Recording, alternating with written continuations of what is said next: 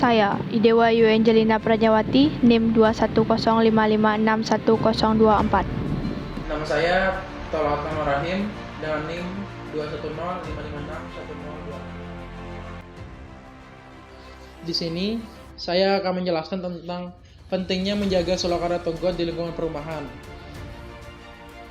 Selokan adalah saluran untuk menyalurkan air pembuangan atau air hujan untuk dibawa ke suatu tempat agar tidak menjadi masalah bagi lingkungan dan kesehatan, serta sebagai saluran drainase untuk masyarakat yang tinggal di perumahan tersebut. Drainase adalah prasarana yang berfungsi mengalirkan kelebihan air dari satu tempat ke tempat lain, misalnya wadah air, baik yang alamiah maupun buatan. Kelebihan air kemudian dilanjutkan menuju laut, sungai, danau, sumur, dan sarana resapan lainnya.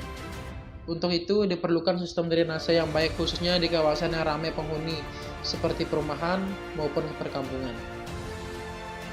Drainase memiliki peran yang sangat penting di kawasan berpenghuni. Sistem drainase yang baik membantu mencegah banyak persoalan seperti mengurangi kemungkinan banjir, mengendalikan permukaan air tanah, erosi tanah, dan mencegah kerusakan jalan dan bangunan yang ada. Sistem drainase bisa dikatakan baik apabila bisa berhubungan secara sistematik antara satu dengan yang lainnya, yang bertujuan agar air mengalir atau berjalan dengan baik. Selokan umumnya terdapat di pinggir jalan, didesain untuk mengalirkan kelebihan air hujan dan air permukaan dari jalan raya, tempat parkir, sisi jalan, dan atap. Sering sekali kita menjumpai selokan atau got yang sudah tidak berfungsi sebagaimana mestinya. Selokan yang sudah bercampur aduk menjadi satu dengan sampah. Sampah yang terkandung pun beraneka ragam, mulai dari sampah botol-botol minuman, kemasan plastik, kemasan makanan, dan lain sebagainya. Sungguh sangat memilukan. Sadar atau tidak sadar, dampak dari hal tersebut membawa bencana bagi lingkungan sekitar. Dampak dari penumpukan sampah di selokan sangatlah fatal. Dampak tersebut bisa membuat berbagai permasalahan. Banjir salah satunya. Kita tidak asing lagi dengan kata itu.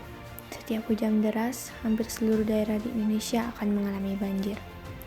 Banjir disebabkan karena curah hujan yang sangat tinggi ditambah dengan tidak adanya saluran untuk menyalurkan air hujan tersebut. Selokan yang berfungsi sebagai penyaluran kelebihan air tidak berfungsi lagi karena adanya penumpukan sampah yang membuat sistem kerja selokan tidak berjalan maksimal. Selanjutnya yaitu munculnya berbagai macam penyakit. Selokan yang tersumbat akibat sampah akan membuat air menggenang. Hal ini dapat menjadi sarang dari jentik-jentik yang akan membawa penyakit. Misalnya nyamuk Aedes aegypti yang akan menyebabkan demam berdarah, dan juga nyamuk Anopheles yang akan menyebabkan penyebaran penyakit malaria. Dampak lain yaitu mengganggu kenyamanan dalam beraktivitas.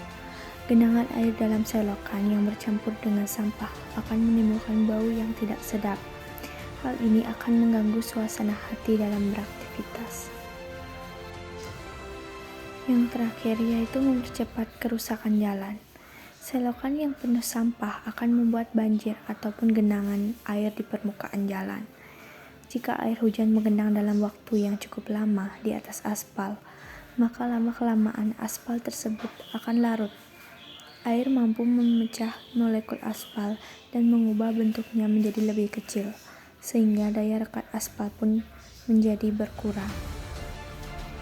Setiap masalah di dunia ini pasti memiliki solusi, tidak terkecuali dengan masalah ini. Permasalahan sampah pada selokan memiliki solusi, yaitu yang paling penting meningkatkan kesadaran masyarakat akan pentingnya menjaga kebersihan selokan. Cara meningkatkan kesadaran masyarakat yaitu dengan cara melaksanakan gotong royong. Gotong royong menjadi salah satu cara menjaga kebersihan lingkungan sekitar yang efektif. Tidak hanya membantu membersihkan lingkungan, kebiasaan gotong royong juga dapat memperkuat jalinan kerjasama antar warga. Biasanya, kegiatan gotong royong membersihkan lingkungan sekitar ini dilakukan setidaknya sekali dalam seminggu. Dengan membiasakan kegiatan ini, lingkungan sekitar akan lebih bersih dan terhindar dari berbagai penyakit yang bisa mengancam. Selanjutnya yaitu membuang sampah sesuai dengan tempatnya. Membuang sampah sesuai dengan tempatnya seharusnya sudah menjadi kebiasaan sejak kecil. Namun masih banyak masyarakat yang membuang sampah sembarangan. Hal ini mencerminkan pentingnya edukasi sejak dini untuk berperilaku disiplin dan cinta lingkungan. Salah satunya dengan cara membuang sampah sesuai dengan tempatnya, yaitu membedakan penempatan sampah organik dan anorganik agar sampah tersebut tidak tercampur. Secara tidak langsung, ini memudahkan pemerintah untuk mengolah sampah yang dapat didaur ulang dan yang tidak dapat didaur ulang. Selanjutnya yaitu Memberikan sosialisasi tentang pentingnya menjaga selokan kepada masyarakat untuk bisa bersama-sama menjaga serta melestarikan lingkungan supaya tetap bersih dan terjaga. Solusi selanjutnya yaitu membuat filter air pada selokan. Filter air ini seperti jaring-jaring yang akan memfilter sampah agar tidak bercampur dengan air pada selokan saat hujan. Nantinya petugas kebersihan ataupun masyarakat akan mengangkut sampah yang ada di filter air agar tidak menumpuk.